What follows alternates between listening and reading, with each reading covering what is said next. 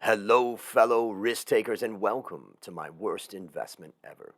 Stories of loss to keep you winning. In our community, we know that to win in investing, you must take risks, but to win big, you've got to reduce it. Ladies and gentlemen, I'm on a mission to help 1 million people reduce risk in their lives.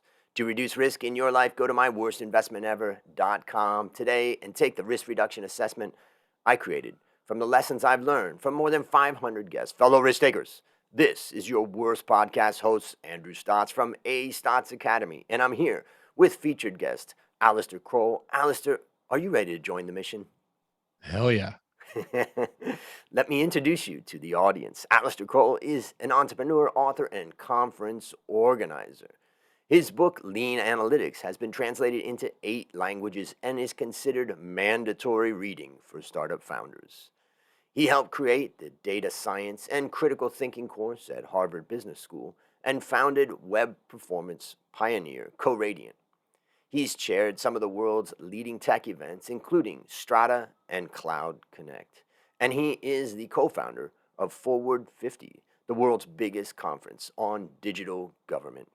He's joining us from Montreal, Canada, where he's hard at work on a new book called Just Evil Enough, a still stealthy mobile startup called Stroll, and launching the 2022 edition of Startup Fest, Canada's original startup conference. Alistair, take a minute and tell us about the value that you bring to this world.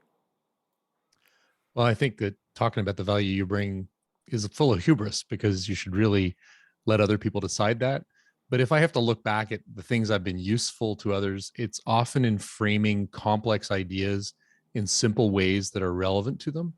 I think we live, there's a guy named Herbert Simon, amazing economist, Nobel laureate, who said back in the 70s that we don't live in an information economy because economies are dictated by what's scarce and information is abundant. So we have to ask ourselves, what does information consume? And information consumes our attention. That's why we really are in an attention economy. Facebook is worth what it's worth because people pay attention to it. You literally pay attention. And so what I've really found most valuable is figuring out what's interesting, because when there's too much to pay attention to, we pay attention to what's interesting. So most of my life has been about trying to solve not for fame or risk or profit, but solving for interesting. So if I had to find one value that I bring to the world, it's solving for interesting. Mm. And I've listened to some of the interviews that you've done, and you definitely come at the world from a lot of different angles. And I read a book a while ago called Future Hype, and it was a fascinating book because we take the premise that the world is moving so fast and innovation is happening so fast, and this book basically said, actually, you're wrong. Innovation is going so slow, and everything is slow nowadays compared to innovation in the past. Like the Panama Canal reduced travel time by 50%. Like we're still flying airplanes at the same speed we were in 1950. And it just made me think a lot. And so, given your background, I'm curious, like, I recently deleted Facebook and YouTube off of my mobile phone, and it just really freed up a huge amount of my space in my head, my time.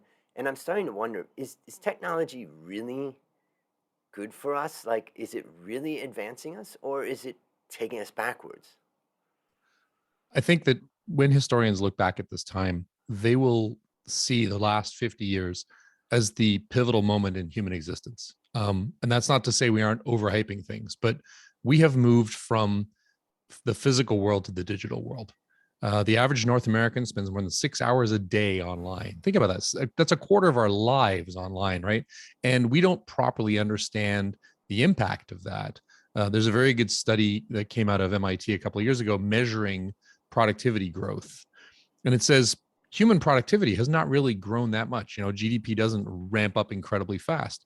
But if you start to look at things like the existence of Craigslist or Wikipedia, and you look at what it would have taken in terms of human productivity to look something up or find a local product, we have reclaimed a ton of productivity because of digital technologies. It's just that the hard currency, the way we measure productivity, comes from money. One of my favorite problems with GDP is like the crash of the Exxon Valdez was a huge boon for GDP. We had to pay lawyers to sort it out. We had to pay cleaning. We lost all that oil. We had to go replace it. There's no way that's good activity, and yet it counted as a plus for GDP. So I think that what the problem is that we're not measuring cognitive productivity, cognitive advancement. When you look at the horrible events that are happening in Ukraine right now, we see them within minutes. Like, there's a certain amount of progress in terms of how we as a species can think collectively. And we're seeing these horrible growing pains. We haven't yet figured out the balance between individual and collective online, and we're dealing with misinformation and so on. Those are all bad things. But if you compare the impact that going from muscles to steam had with the industrial era, to the impact of going from atoms to bits, going from neurons to silicon, I think we'll look back at this and go, that was the turning point in human history. It may be our last turning point. We'll see if we can survive it. But I think that that's like such a huge turning point. We just haven't figured out what it's for yet. But a quarter of my life doesn't happen in the physical world anymore. Of course, we're not measuring that properly. And so I would say that thesis is looking at the world through the lens of the past rather than the new metrics and scorecards and currencies we need to think about in the future. While I got you on the line, and I think you're qualified to answer these kinds of questions, I'm going to ask a couple more. And I think another one that I was thinking about is that could it be that technology is already turned on us? I mean, sometimes when we talk about, let's say, AI, we say, oh, well, if it gets the machine learning or an AI gets so smart, the machines could get smarter than us or whatever. But when you think about, let's just say, addiction to mobile phone, that absolutely, like young people are being absolutely consumed. Their attention is being destroyed, or let's say consumed into that mobile phone. We've come to some conclusions of the way to deal with alcohol. It's good, to have some fun and party and all that, but you got to be over a certain age to use it because it has harmful effects. Same with drugs, same with a lot of different things that we look at in society. But I'm just curious, like, is the cure worse than the disease, or does this cause something that's already really putting us back? Norman Borlaug saved 1 billion people. He was a researcher who bred strains of wheat and effectively increased the carrying capacity of the planet by 1 billion humans. He's a hero. That was a cool technology that addressed the problem at the time, but you could argue that many people now have problems with gluten intolerance. Like, the human race tends to build a thing just in time for when it needs a thing. We figure out sanitation when our cities are getting populous. We figure out search when our information is getting abundant. Every one of these technologies recalibrates the balance that we see in society. So I'm going to get really philosophical for your listeners just for a minute, because you asked. The fundamental tension in the universe is the fight between the individual and the collective. You can zoom down to the subatomic level, and electrons are torn between flying off with momentum and being crashed into the nucleus by the forces that happen at the atom. The same thing is true of a satellite orbiting the Earth. There's a tension that pulls it away, and there's a tension that sends it crashing into the Earth. And it's in orbit in a stable position because it's right on the edge of individual and collective, of being pulled in and being flung away. Every great innovation happened because somebody tried to ignore the norm. If we didn't have people who bucked the trend and tried something, even though it was inadvisable or stupid, we would never get progress. This is the essence of your podcast. Risk is a necessary component of progress. Unfortunately, most of the time, you crash and burn like the satellite into the Earth, right? Sometimes you hit escape velocity. But human society is poised at this exact balance between the individual and the collective. When you talk to people about what freedom means or what fairness means in politics, some people will say fairness is equity. I get out what I put in. That's a very self-centered view. Other people say that fairness is equality. We should all be treated the same. That's a very collective view. And the older I get, the more I see that this tension between the individual and the collective is what always happens. Now, technology, especially the internet, communications technology, has changed the laws of physics for human communication. And just like if gravity, we woke up tomorrow and gravity was cut in half, all the buildings would like float away, topple down, things would happen, but we'd eventually rebuild society according to a new set of laws, right? The physics of information changed in the last 50 years. Governments, for example, are an information management organization. Governments, all a government does is it tries to be more aware of what the collective needs are than a bunch of individuals and coordinate them. That's literally what government does. It's an information management system. No kidding that every government in the world is in upheaval in some way or another because we changed the laws of physics for information. So is technology bad? Well, I mean, if you woke up tomorrow and gravity was half what it was, is that good or bad? It's probably mixed bag, right? We have decades ahead of us before we figure out what a stable form of society is for technology, what the right thing to teach our children is, whether we need to regulate certain aspects of things, what kind of algorithms are good or bad. We just don't know. But we're like inside it.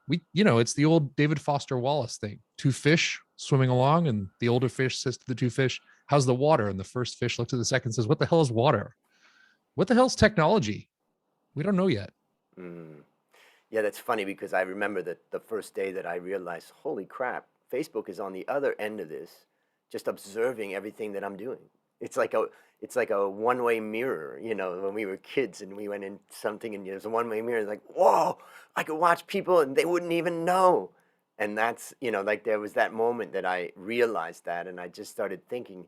And then now, as an American that left America 30 years ago, came to Thailand and kind of built more of an international life, I look back and I look at how the weaponization of the social media, of the flow of news, even now, if we saw it in Canada, that a government could actually shut down people's bank accounts. Now, previously you could say, well, they were a terrorist. Now you can use that word and say, hey, anything you do could be terrorizing somebody. And therefore, it can be turned, whereas if you go back 50 years, if Grandpa used to be a guy that had a really strong opinion and nobody liked him, and he went around town and he pissed people off, he could still keep some money in his house, cash.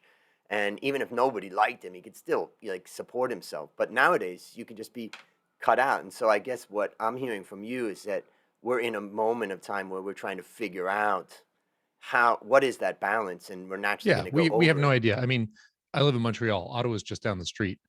I can tell you there was a very big difference between Black Lives Matter protests or Occupy protests or the indigenous, like we've got a bunch of First Nations that are saying, can we please have drinking water? Could you please not bury our kids in unmarked graves? The cops showed up with pepper spray and railroaded them out of there. Meanwhile, a bunch of people showed up with trucks for 3 weeks, honked their horns, parked everything, started yelling at people, antagonizing food kitchens to give them free food. And the cops didn't do anything. So you have to be in Canada to understand all the situations. I will say that the stories I have seen on coverage of that in other countries are way off. I won't try and tell you what the truth was. I'll just say that the stories are very different depending on who you listen to. And that's the core here. We used to have 2 or 3 broadsheet newspapers. You might listen to the left-leaning or the right-leaning or the centrist one, but everyone else is listening to the same newspaper. Right?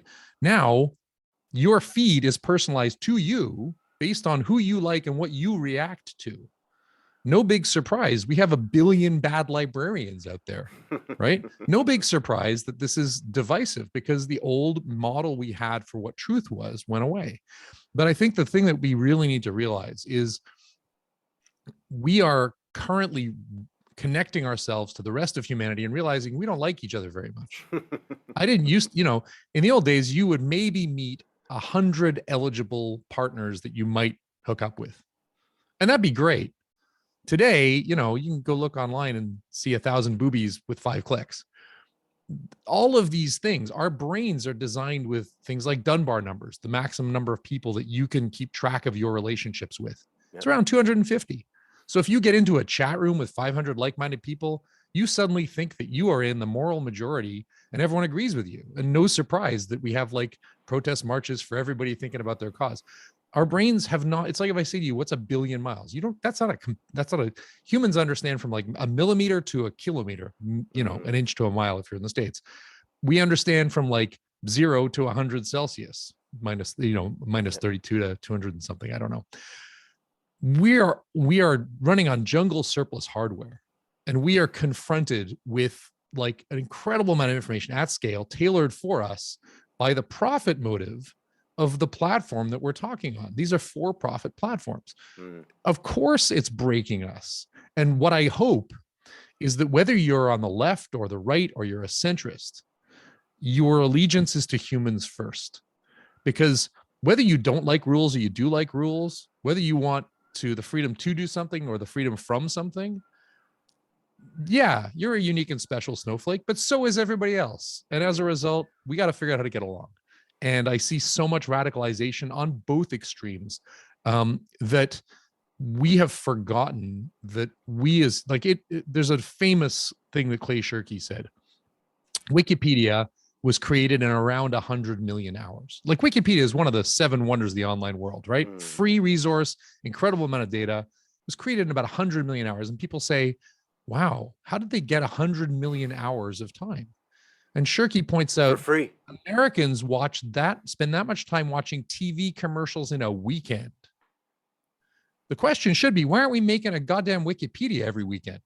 Because we can't get our heads out of our asses because we're busy streaming stuff. So that's what I get upset about is like, why aren't we doing better things? You ask whether technology is slowed down.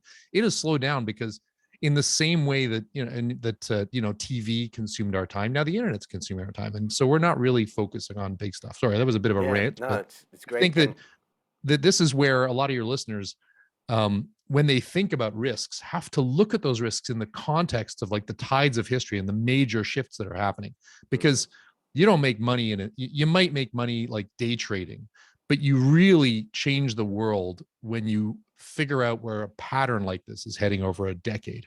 Yeah. And I did listen to some interview you gave about your upcoming book, Just Evil Enough, with your co-author. And part of what I got out of that and what I'm hearing from you is that pay attention to where the attention's going, and how do we understand our attention, and also how do we understand how to disrupt that a bit and appeal in some ways to people's attention. So there's a lot. I'm looking forward to that book coming out. Maybe you can just give a preview to the listeners out there so that they know what's coming.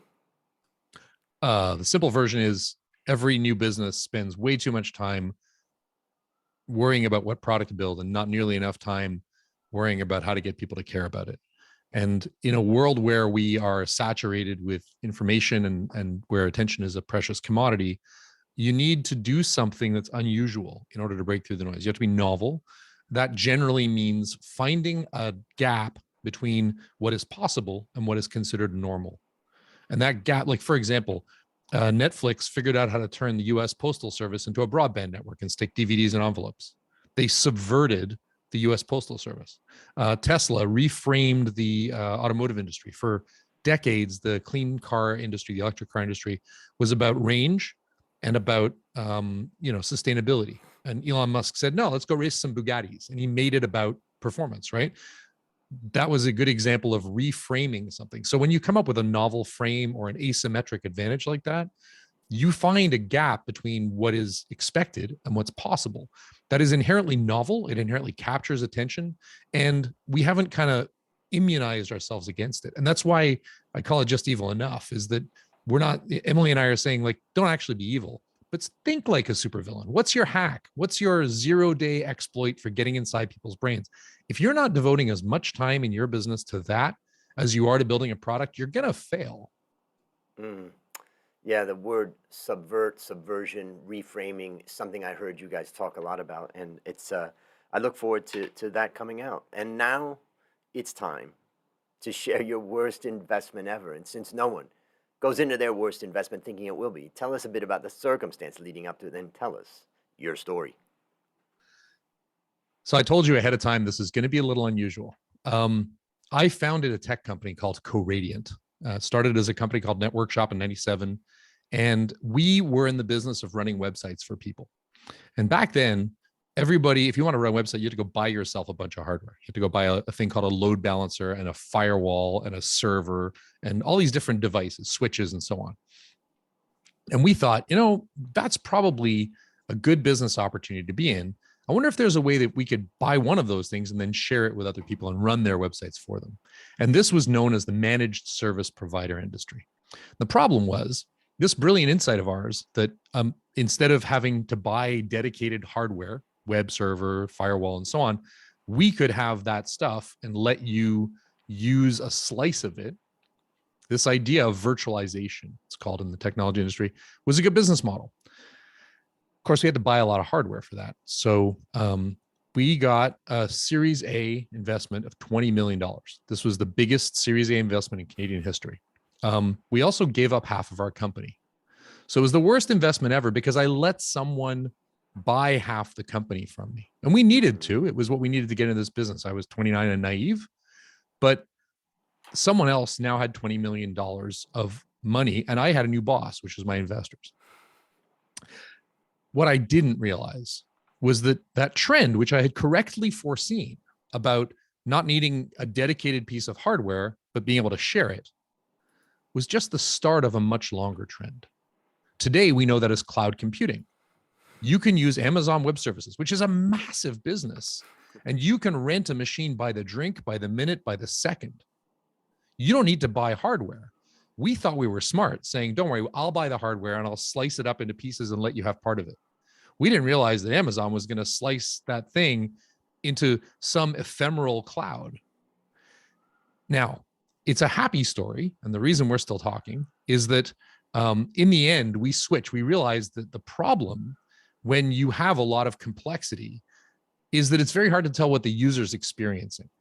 And so there were a lot of people that did web analytics, which showed you what people did on their website, but nobody could tell you if they could do it. Maybe the reason that you're losing 20% of your sales is because those people are getting errors or the page is too small. And so we built this thing called TrueSight, and eventually the company was bought by BMC Software for around 135 billion, like 10 years later. I say it was a bad investment because if I had thought through the trend that I had correctly anticipated, that a physical machine would become slices of a machine and eventually become pay by the drink machine, cloud computing, then I would have gone and built a cloud computing company and we'd be meeting on my yacht. Mm-hmm. But I didn't. I only figured out halfway. I was like, okay, I can sell you slices of something, right? I never figured out that there was a pure utility model that was down the road. Fortunately, we then realized that with a lot of complexity comes a lack of visibility. We built something for visibility. So we returned good value to our investors, but we didn't return a lot of it because we'd already given up half the company at the beginning. So we received investment and gave up equity in the company long before we had properly understood the trend we were capitalizing on. And before we go into the lessons that you learned, just explain what was your thinking at that moment in time when you were giving up 50%? Because a lot of people, when they're starting up companies, and let's say they got good traction and all that, they're saying, hey, 10%, 20%, that's what you're going to get, maybe 30%, but to give up 50%, that's a pretty big step. And just tell us, like, what was your thinking at that moment when they proposed it, when you had to think it through? Sure. So it was a very capital intensive business. In order to do this, we needed to own a lot of hardware. Mm-hmm. And so in order to get this kind of hardware and deploy it at many places in the world, because you need to be sustainable, you have to have a minimum of like 3 web servers, a load balancer, a firewall, a switch. Like each data center you're going to stand up is going to cost you like $500,000 just in the hardware. We were okay because we actually received the funding in 2001. So things were a little cheaper because the dot-com bubble had kind of burst, which actually worked in our favor initially because people were looking to outsource that stuff. But yeah, when you're building a capital intensive business, you can take equity or you can take debt. We should have taken debt for that stuff, but I was 29. We were a bunch of young, naive co-founders, and this was the best way to get money. And I have zero regrets about it. I learned tons of lessons, made lifelong friends. We created an entirely new product category. If you go to BMC's website, like all their products are called TrueSight because they liked our name. So yeah, it was a great lesson. But when you start a capital intensive business, you're going to have to give up a lot of equity if you can't get debt leverage for it.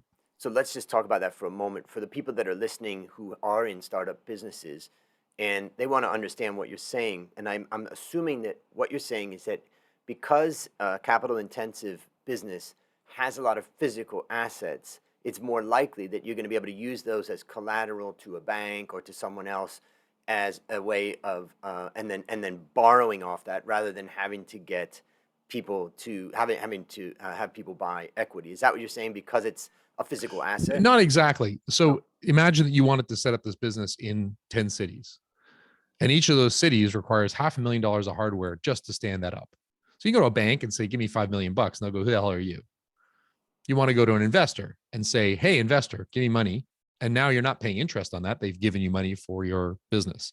If I knew for sure that I was going to be able to make 14% a month on that hardware, like 100% for sure, Mm, and the cost of borrowing the money was 8%, then I just borrow money.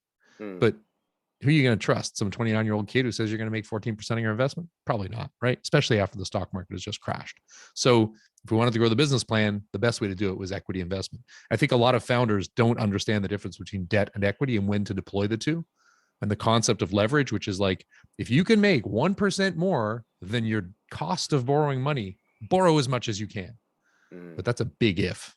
Right, right. Okay, so tell us, how would you summarize the lessons that you learned from this experience? Every startup that I've talked to fails because it couldn't capture attention or because it scaled prematurely. The amazing thing about the world today, and it is not the same as the world when we built Kalayjian, is that you can experiment for free. You can test market demand with a Kickstarter or a Patreon. You can test community with a mailing list. You can test software with cloud computing. Never pay a penny. So you are in a world now where you can experiment almost for free. And I think that that is the big lesson I've taken away is the one question I ask any startup when I'm asked to be on a board or advise them or whatever is, when you're getting up and doing your pitch, all I care about is, can you change the behavior of a lucrative target market sustainably? That's it. I'll say those words again. Can you change the behavior of a lucrative target market sustainably? You can change them once with some blowout sale, but can you? Uber loses $500 million a quarter. Why are they still worth billions of dollars? Because investors have seen that they can change the behavior of a sustainable target market, right? Everything else in your pitch deck is just noise trying to convince an investor that you can change the behavior of a lucrative target market. And if your pitch deck doesn't do that, it's not going to get you funded. And so for me, what I should have done is spent way more time using modern technology, using things like cloud computing and crowdsourcing and mailing lists and community platforms to get as close as I can to proof that I could change the behavior of a sustainable, lucrative target market. And I think when your listeners talk about reducing risk, the best reduction of risk is figuring out, proving that you can change the behavior of a lucrative target market sustainably. That's it. Mm. Maybe I'll just share a couple of things that I took away. I mean, first of all, you got me thinking a lot about this. Well, first of all, you used the word sustainably. And that is an important thing because for a lot of startups, you may have some short instant success that could be even family and friends. And I've experienced that too, where you get excited about something, but you really haven't sustainably kept people's attention and kept their focus onto what you're doing. And so I think that is a big lesson that I take away, is to think about it from that perspective. And then I think, you've got me thinking a lot more about the debt versus equity. I've definitely had some guests that have talked about the issue of just having growth. In fact, episode 235, I had Rand Fishkin talking about, don't be afraid to stand up against the growth at all costs venture capital model. That's not what you're talking about here so much. You're talking about something about the structure of the way that you raised the money, and also the amount of money, amount of percentage of the company. But it definitely gets me thinking about debt. And so I want to ask the next question and kind of frame it very specifically. And that is, let's imagine that young man or woman out there where they do have a pretty good idea, and it is capital intensive to some extent. It's not, asset light. It is capital intensive.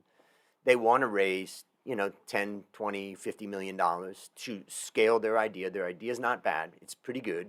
They've got enough of a traction that they're attracting investors. And those investors are coming to them and saying, we want 50% of your business. Tell me, Based upon what you learned from this story and what you continue to learn, how would you tell them that they should respond to that offer from the venture capital or the investors? I think there are really three stages in the life of a startup. There's the founding stage, which is where you have a problem and a solution. You're like, oh man, people's hair grows and I think they need to cut it. There's my problem and solution. You need to get to a business model, which is like, I will sit people in a chair and cut their hair and they will pay me for it. That's a business model, right? I went from a problem solution. I love hairstyling because it's like the simplest business model there is. And by the way, being a hairstylist or opening a hair salon makes you an entrepreneur. It does not make you a startup founder. A startup founder, as Steve Blank says, your job is to search for a sustainable, repeatable business model. So if you said, I'm going to set up places in malls where people can use those Flowbees, the vacuum cleaner, hair cutter things, self-serve, that's a new business model. Now you're a startup. If you're just opening a hair salon, your job is 100% execution, right? It's when you start to disrupt and innovate that you become a startup. But let's say you're a startup founder. You got an idea. You got a problem you've identified. You think you got a solution. Your first job is to get to a business model. Is this actually a business? Because if you don't have a business model, that's great, but you have a hobby, right? Now I say, okay, I've got a business model. It's kind of a business model hypothesis. Got a few people, my mom put some money in, whatever. My friends have bought one. Maybe it's real. Now you need to get to what startups call product market fit. Have I identified the right product for the right market?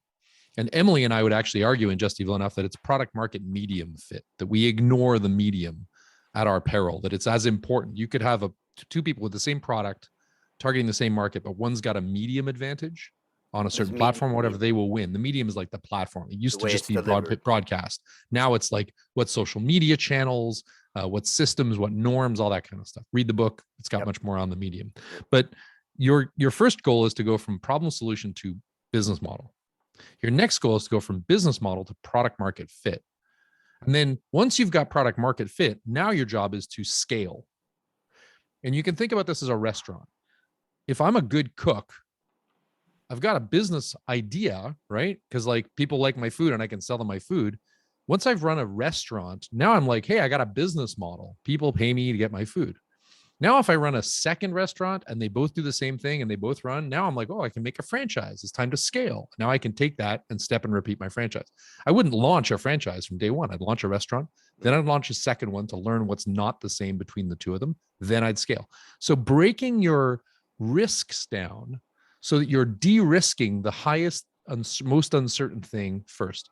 And this is one of the big challenges that startup founders face is how are you honest enough with yourself about what the risk is? The risk is often nobody will care, but nobody wants to admit that. That's a horrible thing, right? And so we tend to lie to ourselves about what the real risks are. If you can be brutally honest about what the risks are and then find a way to de-risk systematically using the least amount of capital at each stage, then by the time you go to someone and say, give me 20 million bucks, they'll be like, well, please take more, because you've proven to them that you can change behavior and you've been judicious in the steps of going from, I've identified a problem, I found a business model, I've got product market fit, now I know how to scale. And is that what you felt like you weren't able to articulate that, or you weren't through that process enough, and therefore they had more ability to say, well, we need 50% of this. There's just too much risk here. Is that what you're saying? Oh yeah, it was a hugely risky business. We were competing with LoudCloud, which was Mark Andreessen's company, with Sitesmith, with a bunch of people in that space, and established vendors. We did the right thing. Make no mistake. What we learned and what we built was great. We delivered value to our investors. It took way too long to do it, but it was an amazing experience. We genuinely built technology that changed like how the internet is run today. This stuff is, and by the way, you should never underestimate the power of getting the phrasing right. I used to do these complicated technology talks about why we were good. And then I finally learned how to explain what we did. I said, hey, web analytics shows you what people did. We show you if they could do it. LinkedIn, Fidelity, and Salesforce bought one of our biggest boxes that month. Like once you learn how to give people oh yeah, that is pretty obvious. I do need that, right? That was figuring out how to get people to care. All the technology was wonderful. We won best of show at Interop, the biggest trade show. And all. Didn't matter. Figuring out how to get people to care in simple words that seem obvious in hindsight. Like once you hear me say that, you're like, well, of course I need that. Mm, Stupid not to. I better buy one so I don't look stupid. And I'm going to tell my friends they're stupid. Now yeah, you've got people caring. yeah. Fantastic. Well, what is a resource that you'd recommend of your own or any other? I'm a huge fan of Tim Urban, who writes Wait But Why. And he has a post from 2015 called The Tail End. And it's Mm, something that has been picked up lately in a lot of memes around things like 4,000 weeks or whatever. But he does this fantastic job of laying out what does a human life look like, down to literally the days. And then he says, well, if you've got this kind of thinking, then, start asking yourself, what do you love? What do you really like doing? And as a result, how much time are you going to spend on those things, right? Like there's there's a presidential election every 4 years. So how many more elections are you going to have? How often do you go to a baseball game? If you love that, but you probably only go once every 3 years, I can tell you how many more baseball games you got in front of you. The good news about this is you can change it. And here's the point that he makes at the end of it. Living in the same place as the people you love matters. Like 95% of your time with your kids happens before they're 16. mm, You spend 10 times as much time with the people who live in your city as you do with the people who live somewhere else. Priorities matter. If you say, this is the thing I love to do the math. Oh, I love to go sailing. I used to run a sailing school. I haven't been sailing in 5 years. I should probably fix that. Right. And if you sit down and look at stuff, you will lead a much better life. So this post is called The Tail End. I'm sure you I'm can gonna put it in the share show it on notes. there. I'm looking at it right now. Yeah, but it is a very sobering and very hopeful thing because we can all change how we choose to spend our time going forward. And nobody knows why we're here, but we sure we sure as hell are good at experiencing the world. Mm. And if that's our job, just to experience the world, maybe we should think about how to do that better. It's interesting because you mentioned about how we spend, most of the time with our kids by the time that they're 16. When my father passed away, I brought my mother to live with me here in Thailand, and we've spent the last 6 years together every single day. And it has brought us, a whole new level of relationship that, you know, I guess I wouldn't have gotten if I had, maybe if I lived in America all my life, I probably would have had mom in a nursing home or something like that. But here, we're together every single day, and yeah, it's what matters. So it's a good reminder. It's a great resource that you've recommended. And for the listeners out there, uh, what's the best place for people to follow you? Is it in obviously on Amazon? You've got your books, and I'll have links to that in the show notes. Is there any other place that people can follow you? I have a Substack, acroll.substack.com. I don't write on it much because honestly, these days, writing anything that's on your mind, we have so little context that I know whatever I say, I'm going to get yelled at. So hopefully I'll start doing that. But there is a bunch of historical stuff there. And my blog was Solve for Interesting, which is Mm, the name of my company. yep, I'm trying to consolidate all that stuff. So honestly, at a Kroll on Twitter, where I speak too much of my mind, is probably the yep, best way to find stuff out. got it. I'll have that in the show notes. Last question. What's your number one goal for the next 12 months? Uh, Lean Analytics did way better than I expected. It has been reprinted many, many times. It continues after like 8 or 9 years to be considered like the Bible of startup founding and stuff. Companion to Eric Ries's amazing The Lean Startup. That's a high bar, and it's probably making me pull my punches on Just Evil Enough. So I got to finish Just Evil Enough to prove I'm not a one-hit wonder. I mean, it was my fourth book, but the other three aren't that interesting. So yeah, getting Just Evil Enough, awesome. And more importantly, using our own lessons. Like, how do we subvert the publishing industry to get people to pay attention to it? Because if we can't make you care about a book called Just Evil Enough, you shouldn't read a book called Just Evil Enough. Exciting. Ladies and gentlemen, just go to the internet and type in the word subvert, and you're going to think differently about it, and you're going to learn more about it from Alistair in Just Evil Enough when it comes out. All right, listeners, there you have it, another story of loss to keep you winning. If you haven't yet taken the risk reduction assessment, I challenge you to go to myworstinvestmentever.com right now and start building wealth the easy way by reducing risk. As we conclude, Alistair, I want to thank you again for joining our mission. And on behalf of A. Stotz Academy, I hereby award you alumni status for turning your worst investment ever into your best teaching moment. Do you have any parting words for the audience? Uh, everybody wants to avoid risk, but taking risks is how we move the world forward. So you got to figure out what risks are worth it, and then you got to just plunge headlong into them and don't pull your punches. Bam. And that's a wrap on another great story to help us create, grow, and protect our wealth. Fellow risk takers, this is your worst podcast host, Andrew Stotz, saying thank you for joining our mission, and I'll see you on the upside.